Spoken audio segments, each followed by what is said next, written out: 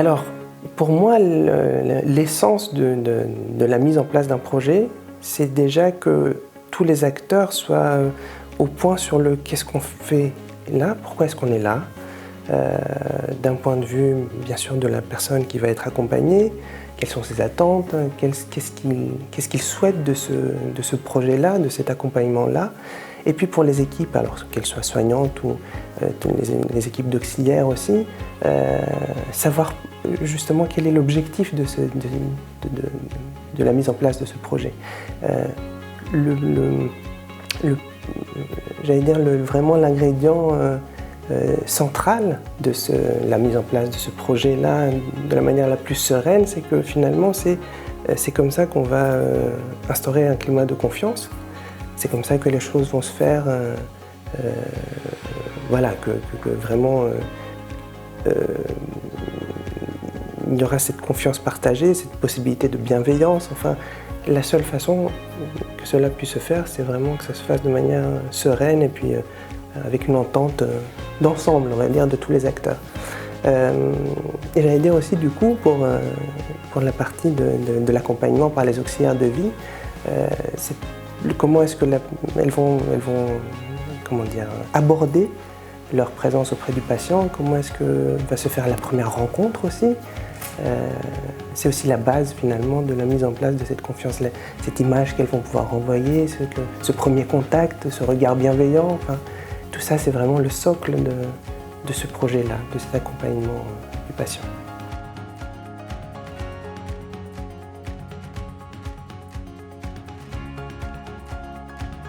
Alors déjà le réseau, je pense que c'est absolument essentiel dans la continuité de la mise en place du projet. Et puis le réseau est extrêmement important parce qu'il nous permet de communiquer entre les divers acteurs autour de la personne qu'on accompagne, pouvoir alors déjà exprimer aussi nos difficultés lorsque c'est le cas, pouvoir prendre appui les uns sur les autres. C'est aussi ce qui participe grandement à la prévention de l'épuisement professionnel qui est très très fréquente dans nos métiers.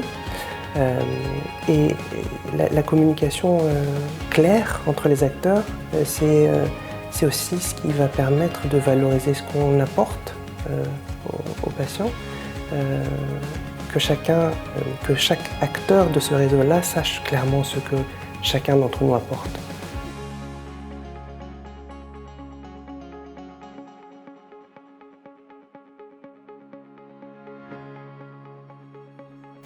Alors, le lien humain est ce qui va permettre de mettre en place un lien d'empathie avec notre patient, la personne qu'on accompagne. C'est ce qui va permettre aussi de transformer l'acte en soin, en devenir en soin à la personne, prendre soin de la personne.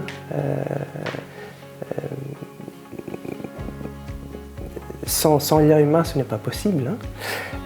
Et puis, de pouvoir se lier à l'autre, c'est aussi ce qui va nous permettre d'entendre ce qui se passe derrière les cris, derrière les plaintes, qui peuvent être répétées, des plaintes de toutes sortes. Ça peut être des plaintes douloureuses qui se répètent sans cesse. Ça peut être aussi de l'agressivité qui peut avoir lieu parfois. Avoir en tête que finalement, derrière toute doléance, il peut y avoir de la souffrance. Et sans être connecté à l'autre, dans ce lien humain, on ne peut pas l'entendre.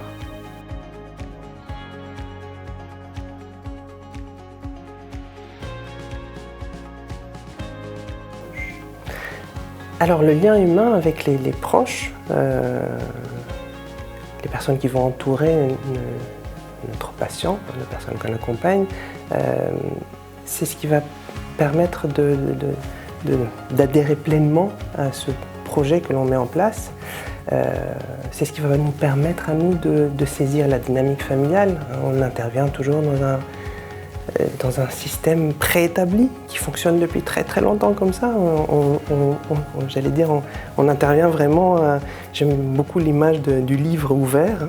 on intervient à une page d'un livre, mais ce livre a commencé à être écrit depuis très longtemps, donc il y a toute une histoire qui précède notre venue chez notre patient. Donc vraiment, ce lien humain, c'est ce qui va nous permettre de pouvoir prendre en compte toute cette dynamique familiale-là. Pouvoir aussi comprendre les résistances qu'il peut y avoir pour plein d'éléments dans cette prise en charge, notamment par exemple la mise en place d'un traitement, enfin toutes sortes de choses qu'on peut proposer à une famille. Comprendre finalement pourquoi est-ce que cette famille fonctionne de cette manière-là, pourquoi est-ce que il y a telle ou telle objection, telle ou telle résistance. Enfin, vraiment avoir cette image d'ensemble qui est nécessaire dans la prise en charge.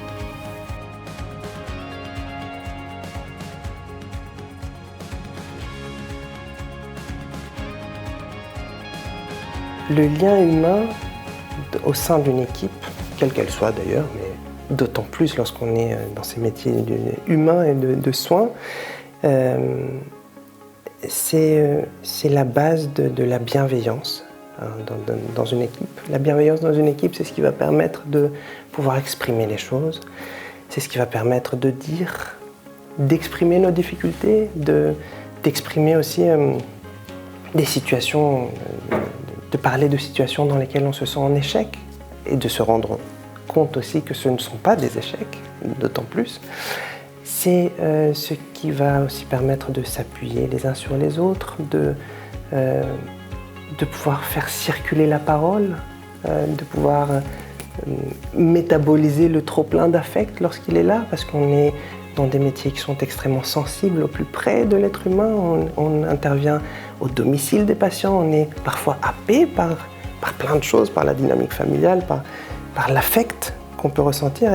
Et le rôle de l'équipe, c'est vraiment, pour moi, le plus essentiel, c'est ça, c'est de pouvoir mettre des mots sur ce qu'on ressent, prendre de la hauteur, s'ajuster par rapport à toutes nos prises en charge, toute situation qui peut aussi nous poser problème, pouvoir, mieux que la bonne distance, j'allais dire, cette juste proximité, pouvoir garder cette place d'empathie sans glisser dans une position de compassion avec nos patients. Et ça, c'est vraiment essentiel pour pouvoir garder nos rôles. Et un autre élément qui me semble vraiment central dans le rôle d'une équipe, c'est aussi pouvoir passer la main lorsqu'on se sent en difficulté pour plein de raisons.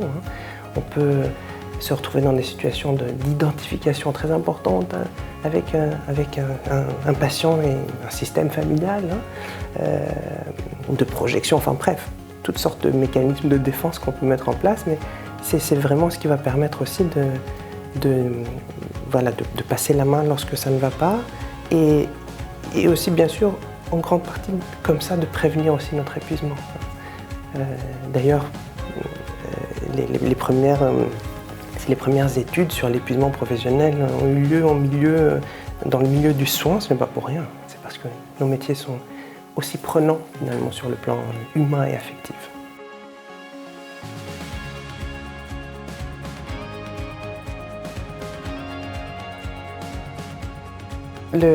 L'auxiliaire de vie et l'équipe qui intervient, l'équipe d'auxiliaire de vie qui intervient,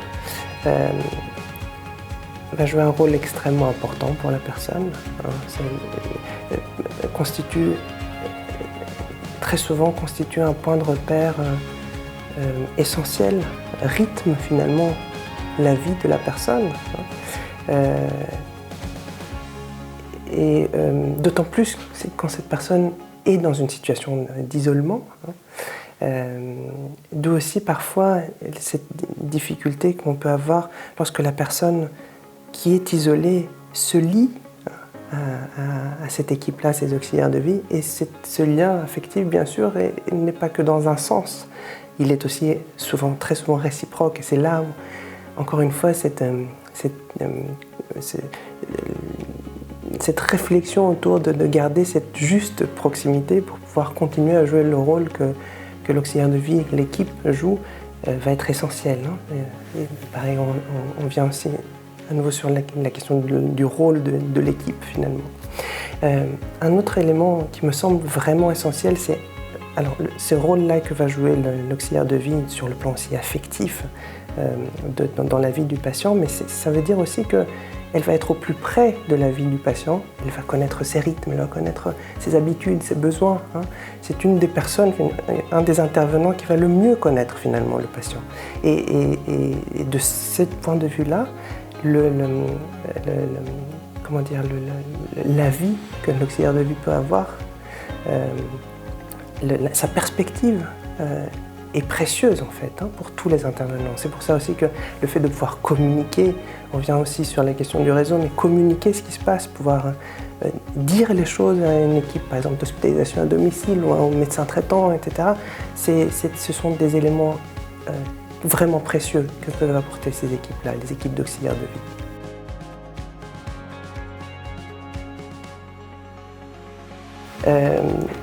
Si j'avais un conseil, si je pouvais me permettre de donner un conseil, c'est vraiment en amont de toute pratique, la réflexion autour de pourquoi on choisit de faire ce qu'on fait. Hein. Le métier de soins, le métier d'humain, c'est un métier vraiment d'une richesse incroyable, hein, mais c'est aussi finalement presque une vocation. Hein. On ne fait pas ce métier-là pour rien. Donc vraiment, dans cette réflexion très fine sur le pourquoi on choisit ça, c'est ce qui va donner aussi un sens à ce qu'on fait.